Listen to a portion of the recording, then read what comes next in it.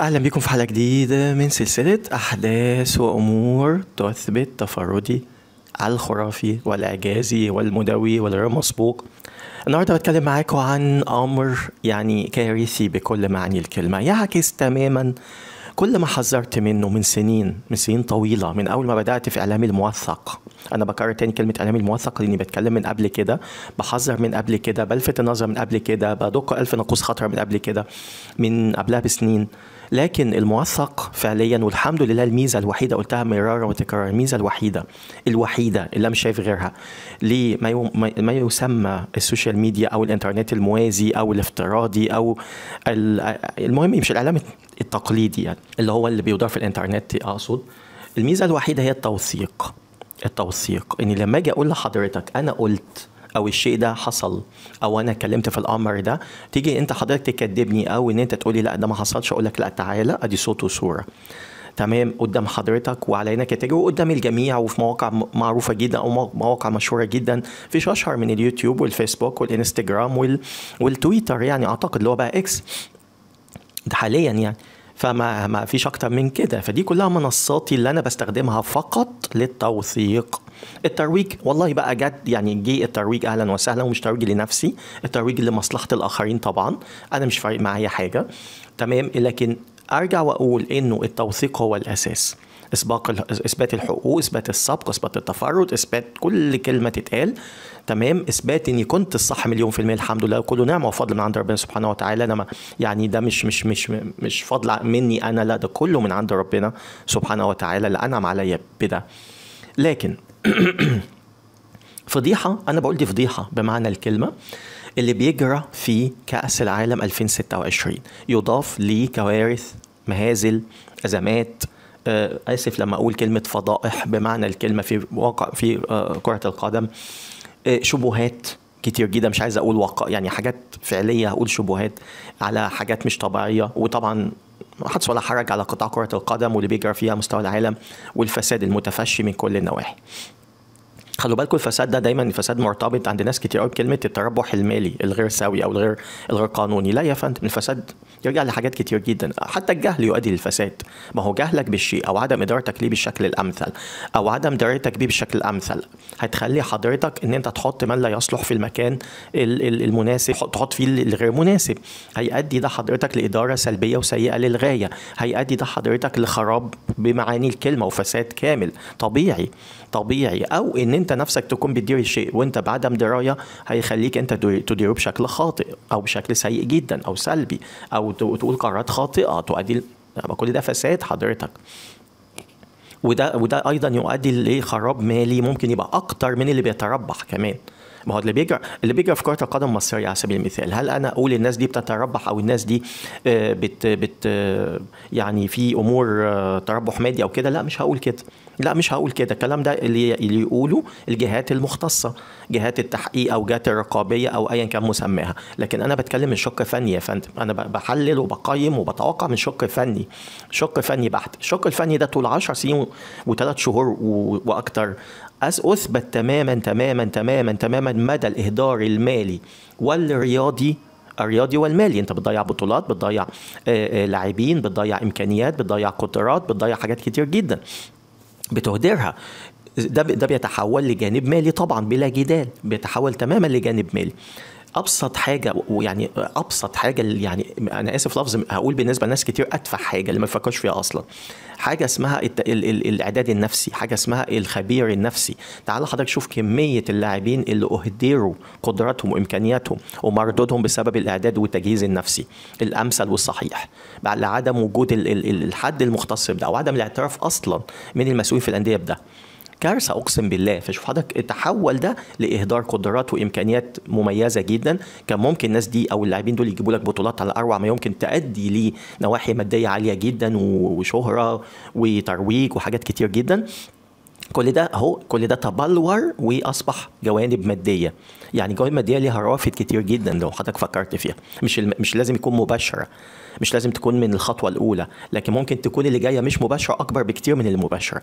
تعالى حضرتك شوف يعني خلال 10 سنين و3 شهور ونص اللي انا كلمت فيهم دول او اكتر، حضرتك تخيل كميه الاهدار المالي الخرافي من كل النواحي ومن كل الروافد سواء مباشر او غير مباشر على من بسبب اللي بيديروا الكره المصريه، ثم بالتبعيه اللي بيديروا الانديه المصريه. ما هو خلي بالك انا بقول دايما قمه الهرم الاساس، لاني انا اللي بدير الكره المصريه لازم انا كمان اكون ليا السلطه وليا القوانين وليا اللوائح اللي تتحكم في كيفيه اداره الانديه، او بمعنى اصح الكوره يا فندم، لان ده منتجي، ده انا اللي مختص بيه، اقل تقدير انا اللي بديره.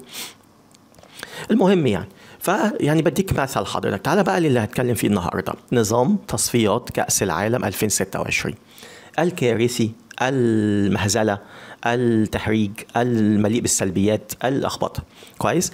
قبل ده اجي اقول القرار نفسه. ما هو حضرتك انت اللي وحلت نفسك بالبدايه، انا على فكره انا دقيق في الفاظي، انت اللي وحلت نفسك، حطيت نفسك في الوحل. مش هقول لك ان انت واقف على ارض مش صلبه، هقول لك ارض رخوه، هقول لك واقف على ده انا بقول لك حاطط في الوحل، يعني انت نفسك داخل الوحل، يعني مفيش اسوأ من الوحل.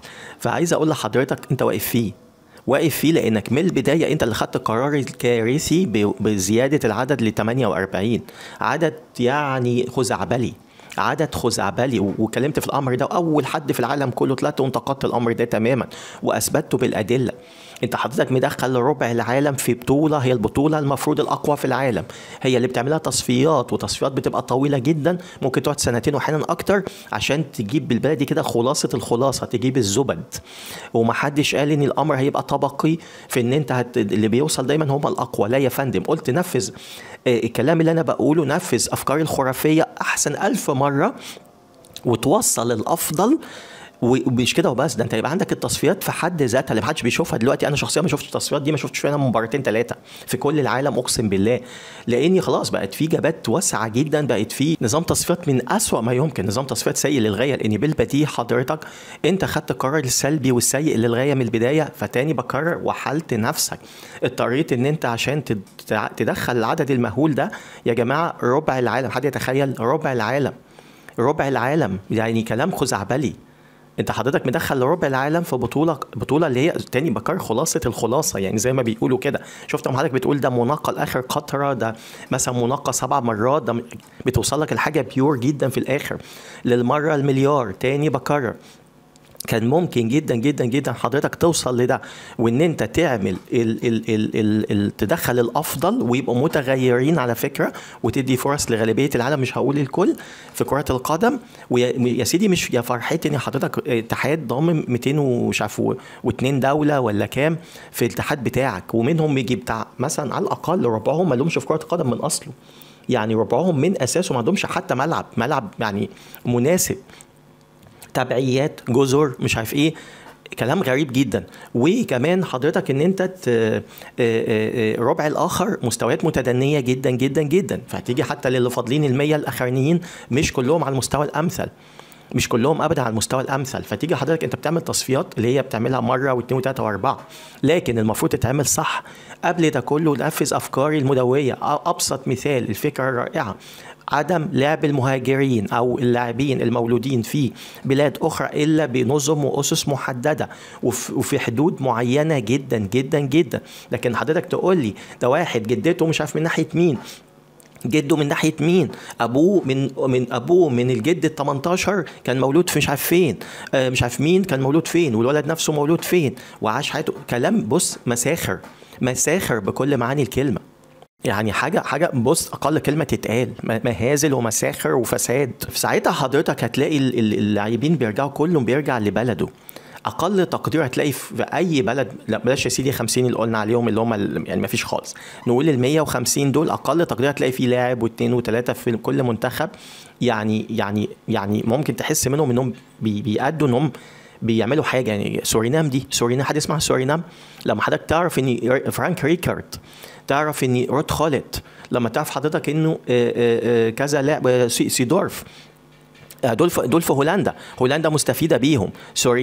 سورينام حضرتك، وكمان هاسلبانك، فلويد هاسلبانك، ومجموعه اخرى. على فكره في هولندا تقريبا كل السمر تلاقيه اسمر، ده مش هولندي على سبيل المثال. نفس القصه بتسري في حدث ولا حرج انجلترا، اسبانيا، قطر، والدول العربيه حاليا. فكل دولة ألف ب لو استنفعت، أنا دقيق في ألفاظي، استنفعت واستفادت لاعبيها بأسس ونظم محددة. ودايما حضرتك تبص للأقل، يعني إن أنا لو القانون ده 50% هنا و50% هنا مثلا، وطبعا أنا مش سايب ده خالص، يعني أنا مش عامل حاجة زي دي خالص، أنا عامل كل حاجة واضحة صريحة، ما فيهاش جدل، ما فيهاش أي ثغرات، لكن أنا بدي مثل. فرضنا 50% لمصلحة البلد دي و50% لمصلحة البلد دي، أختار البلد الأضعف، هو اللي يلعب فيها يمثلها، هو اللي يمثلها. كفايه ان هو بيروح ايه يعني في التظاهرات الدوليه او البطولات اللي بتكون كل فين وفين، يعني بيمثل البلد دي مثلا مره كل سنه كم مباراه بالعدد. كويس، انت بتحرمهم منه ليه؟ ما انت كده بتروج لكرة القدم بشكل افضل 1000 مرة من الطريقة الفاشلة اللي انت بتعملها، ان انت تقول لي دخل كل الفرق في التصفيات، ادي فرص. يا حلاوتك، استفادوا ايه؟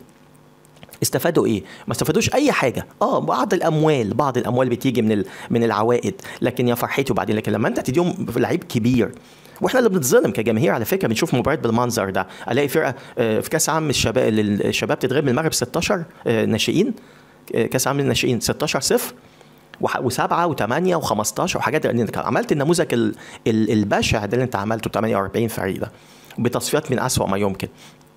شرحت وقلت بالتفصيل الكامل في فكرتي الخرافيه اللي عملتها من سنتين واكتر، يمكن داخل في 3 سنين اهو، ازاي تصفيات تتعمل، ازاي. انا قلت خلاص امر واقع، بطوله 48 خلاص، رغم انه قرار خاطئ مليار في الميه. ازاي اصلا تعمله صح؟ ازاي توصل 48 فريق هم الافضل بمعنى الكلمه؟ ازاي ان انت تعمل تصفيات خرافيه، تصفيات نفسها تتشاف يمكن اقوى من البطوله نفسها؟ ازاي التصفيات نفسها تبقى فيها مجموعه بطولات جواها؟ ازاي تعمل ترويج خرافي للانديه او للدول الصغيره اللي انت بتطمح وتتشدق، وحجتك يا انفانتينو انت والمجموعه اللي معاك واللوبي ده بتعمل كل ده عشان المنتخبات دي. وطبعا ده حق رد باطل بلا جدال، واثبت تماما كذبه. كويس. ازاي يعني تعمل بطوله حقيقيه؟ ازاي تعمل كره قدم رائعه؟ ازاي تجتذب المشاهدين في كل العالم؟ كل ده موجود حضرتك. عقل واحد بإمكانيات يعني مضحكة بمعنى الكلمة انتصر وتفوق تماما على كل الهلومة بتاعت الفيفا بكل مشتملاتها على مستوى العالم كله. طيب تعالى حضرتك بقى للخراب اللي حضرتك عامله دلوقتي، واللي بان قوي. انا فضلت ساكت لان خلاص اللي انا عملته اساس مدوي، اساس رائع بالافكار اللي عملتها كويس، والابتكارات المذهله اللي عملتها. سكت لاني بحب دايما البيان على من ادعى، ودايما بحب ان انا ايه يعني عايز اقول ايه، الامر يبقى على ظاهر تماما. الناس دايما عارف، لو مهما تتكلم معاه في شيء، بالذات لما يكون شيء جديد او لسه مش مقتنع بيه قوي او مختلف، لكن لما تكلمه في الامر ده بالفعل، يعني قبل ما تكلمه تقول له بص اهو الحاجه قدامك، وبعدين تبدا تشرح له، لا الامر يختلف تماما. لما تقول له فلان ده سلبي او سيء بلاش منه، عارف مهما اتكلمت معاه بالذات لو هو مقتنع بيه مش هتلاقي منه الصدى الامثل او المردود الامثل. لكن لما يكون فعليا فلان ده عمل فعلا افعال تثبت كل حرف انت بتقوله قبل ما تقوله، او حتى بعد ما انت قلته اول مره وبتاكده تاني مره، بتختلف تماما. ادي مثل. طبعا مش محتاج اقول انه عملوا ايه، يعني انفانتينو شلته والمجموعه بتاعته يعني حدث ولا حرج. لكن في حاجات ناس كتير ملهاش يعني يقول لك يا عم انا مالي باداره مش عارف ايه بتاع المنتج نفسه، اشوفه ازاي، البطولات مش عارف ايه. ناس كتير قوي كده ما بتهتمش بالفساد الداخلي او اللي هو اللي بيؤدي للفساد الظاهر اللي حضرتك بتشوفه. هم عايزين يشوفوا الظاهر على طول. فادي ظاهر حضرتك، بطوله من 48 فريق، زائد لو تتذكر الموضوع اللي حصل في كوبا امريكا، لو تتذكر كان ليها سبق خرافي برضه في الحلقه اللي عملتها المدويه الاستباقيه اللي قبلها بسنتين، قبل كاس القارات يا فندم وبعد كاس القارات ما حصل، وفي نفس الدول، وحصلت مهازل ومشاكل ضخمه جدا كلها حذرت منها تماما، وكلها اثبتت تماما ان هي هتكون سلبيه للغايه. وصدق كلامي الحمد لله، صدق كلامي بالحرف. شوف يعني توقعت الشيء قبل حتى حدوثه. وبعد كده حضرتك دلوقتي اهو قصه ال 48 فريق، يعني الامور التنظيميه كلها من أسوأ ما يمكن. تعالى بقى قصه 48 فريق، وطبعا حدث ولا حرج في اللي حصل في لو نتذكر في كاس العالم للانديه كمان، مشاكل الضخمه جدا اللي حصلت. دول بروفتين مهمين جدا جدا جدا ادوا المشاكل ضخمه للغايه واكدوا اللي انا قلته. تعالى حضرتك بقى ليه المساله 48 فريق. لما يطلع لي دول، انا اسف يعني اللي هو بص طالعين يقولوا احنا حصالات، ده بقى المسمى الصحيح، مش الكلام بتاع فلان ولا علان، الكلام الواهي اللي ملوش ما صدقش. لكن لما يقولوا هم طالعين اصلا من البدايه يقول لك احنا حصالات. كاليدونيا الجديده، مش عارف دوله ايه، دول مش بنما، هايتي، مش عارف ايه. تمام. حتى بوليفيا عندها فرصه كبيره جدا تتاهل لعمر، يعني ما تاهلتش بقى لها سنين طويله جدا، لانها الاقل والاضعف في امريكا الجنوبيه، اللي هي التصفيات الاقوى بلا جدال. بلا جدال، ما فيهاش كلام، تصفيات الاقوى. وقلت واكدت الامر ده كتير جدا قبل كده، والامتع بلا جدال. طيب تيجي حضرتك بتديها فرصه تتاهل مثلا، عشان زودت العدد طبعا، لكن مش عشان جداره ولا استحقاق، وده يثبت انها كامكانيات وقدرات مش على المستوى الامثل. طيب تعالى هنا على مستوى افريقيا، تاهلت منتخبات برضو لا تصلح، خلينا نتكلم في بطوله عالميه، ممكن تشارك في بطولات اقل. انا بتكلم في الوضع الحالي يا فندم، الوضع الحالي. لكن لما تنفذ فكرتي المذهله زي ما قلت كتير جدا، ازاي القوانين واللوائح اللي هي تخول لعب كل لاعب في بلده الاصلي. حضرتك تعالى اتفرج بقى على دول عمرك ما كنت تتخيلها، شوف هيبقى مستوى عامل ازاي. اتفرج على مالي، اتفرج على غينيا، اتفرج على غينيا بيساو، اتفرج على راس الاخضر، بدي في افريقيا مثلا مدغشقر، مش عارف ايه كلام من ده، دول اللي هي كانت، بص حضرتك هتشوف الامر يختلف تماما. تعالى في اوروبا نفس القصه، تعالى في دول يعني مختلفه كتير جدا بنفس الكيفيه. يبقى يعني انا مش عايز يعني اطول قوي في الامر ده، ان كل ده اتكلمت فيه قبل كده الحمد لله، وعملت له حلول خرافيه، افكار مذهله، ابتكارات مدويه، كل حاجه، ما سبتش حاجه، حذرت واكدت واستنكرت تماما، وكل حرف قلته صدق. طيب وتحقق. تعال بقى حضرتك للخراب الحاصل دلوقتي في حاجه اسمها الملاحق. خلاص احنا قلنا الخراب الاولاني تم وانتهى واتمرر، بتاع مش عارف 42 فريق ولا كام فريق اللي طلعوا. والله حتى انا ما كنتش متابع القصه ولا عارف، لانه حتى عامل لك نظام خزعبلي يخليك ما تفهموش اصلا. يعني اي حد عادي عشان تفهم، مجرد تفهم ده تصدع، فما تفكرش. شوف يعني حتى الموضوع معقد ازاي من اوله لاخره، كله مشبك وملخبط بطريقه سيئه جدا جدا جدا. يعني في حاجات بتلاقيها معقده، بس معقده ايجابيه. يعني هي مش معقده كومبليكيتد اللي هي معقده اللي هو جاي من عقده، لا يا فندم، معقده يعني ايه؟ صعبه الفهم، لكن ميزاتها فوق الوصف. زي مثلا اللي انا عملته، شوف قارن هتلاقي فرق خرافي من اول لحظه في كل حاجه. طيب تعالى بقى دلوقتي اللي هم عاملينه، هنتكلم كتير، ده احنا هنقول بلاوي في الملحق اللي اتعمل، حاجه اسمها الملحق العالمي الاول قبل الملحق العالمي. النظام اللي مش عارف كان معمول ازاي، فادى ان انت هيطلع من عدد قد ايه. بص هنمسكها خطوه خطوه، تعالى كده بالراحه بالهداوه، اجيبها لكم من اولها. احنا خلاص خلصنا من اللي انا عامله الحمد لله، احمد ربنا واشكر فضله، اثبت تمام الفرق الخرافي المذهل الاف السنوات الضوئيه بين العك اللي عامله الفيفا ده والوحل، زي ما قلنا انه توحل فبيعك، بيطرطش الوحل في كل حته عشان بيحاول يطلع نفسه. تمام. فعمل اللي انتوا شايفينه ده، وبين الشيء الصحيح الرائع المدوي الغير مسبوق واللي كله فوائد اللي انا عامله من سنين، مش جديد، وباكده طول الوقت. هنمسكها كده خطوه خطوه، واحده واحده، من اول لحظه، من القرار الخزعبلي الكارثي بزياده العدد ل 48، ثم بعد كده حضرتك نمسكها بقى خطوه، نمسك من اول التصفيات لكل هنمسك كل القارات، نشوف عوار ونشوف سلبيات غير طبيعيه. طبعا الكلام ده قلته كتير جدا، هاكده لكم تاني المره الالف، بقى خلاص بقى اثبت مليار في الميه حاليا. وافرز ايه اللي ما افرزش اي ايجابيه نهائيا. تعالى بعد كده للملحق، ثم بعد كده ملحق الملحق، ثم بعد كده مش عارف نظام عك ايه. كل ده احنا لسه ما وصلناش للكارثه الاكبر، البطوله نفسها اللي انا اكدت من اول يوم انتظروا كوارث في الدور الاول بالذات. بصوا يا جماعه، دورين هيبقى، انا ما كنتش، انا كل ده بتكلم في البطوله نفسها كفنيا، مش بتكلم في التنظيم، في اللخبطه، في العك، في كل ده اتكلمت فيه ما في الكفايه، واثبت واثبت الحمد لله. انا هنا حضرتك بتكلم في النظام الفني. تمام. فهناخد كده فاصل جميل قوي، وان كل واحد بقى يجيب كوبايه الشاي بتاعته او الحاجه السخنه، عشان هنقول كلام بقى الزبد زي ما بيقولوا، كلام مفيش بعده كالعاده، ومفيش حتى طرق دي نهائيا. العجيب والغريب في الامر ان الناس اللي ما يسمى البرامج الرياضيه واستوديوهات ومش عارف ايه، مروا على الامر مرور الكرام، ما حدش يتكلم حتى بلفظ، ما حدش قال لك عادي يا جماعه. الناس اللي بيحللوا لكم وبيقولوا لكم المفروض الشيء اللي انتم مش عارفينه، الشيء اللي انتم مش فاهمينه، الشيء اللي الملتبس، الشيء المتلخبط، مفيش، هم نفسهم متلخبطين، هم نفسهم مش فاهمين، اقسم بالله. ده بيسالوا بعض حاجات، يعني بص مش والله ما عارف اقول ايه، ما عارف اقول ايه. هو ده الاعلام يا جماعه، ده الاعلام الكروي عموما. فاصل ونبدأ حاجة جامدة جدا العادة، وإثبات آخر الحمد لله على إمكانياتي وقدراتي وتفردي والاختلاف الشاسع والإمكانيات والقدرات. مش مستوى مصري فقط يا فندم، عندنا الكلام ده من سنين طويلة، مستوى مصري والأفريقي والعربي والعالمي بلا جدال. أشوفكم بعد الفاصل.